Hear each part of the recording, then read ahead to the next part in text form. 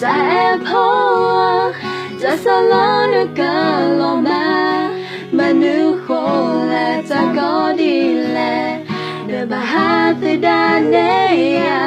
mưa lo thứ ôm mưa na lo mà giờ mẹ chỉ quay thò là li về nhà ye đã chính số ye đã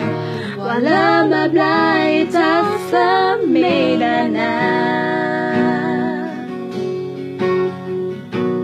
quay lo ya ta em mê na quay lo ya ta sớm mê na cho số mùi ta ba yêu lo xin nó nỡ hay kia qua la nỡ hay kia chạy ra tới you oh yeah cứ thế đi lệ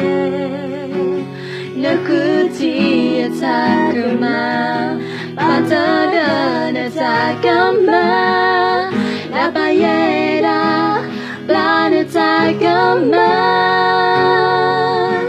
em ba ye đã ta em hoa ta sao nó được cả lòng mà nữ khổ lại ta có đi lẹ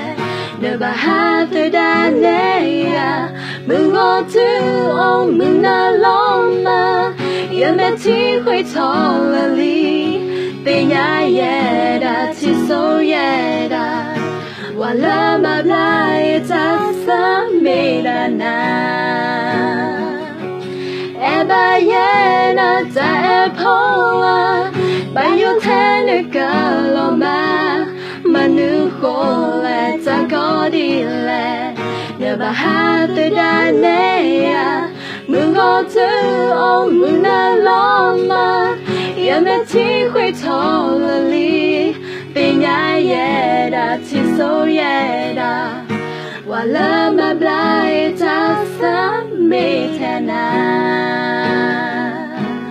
về nhà ye đã chỉ số ye đã và lỡ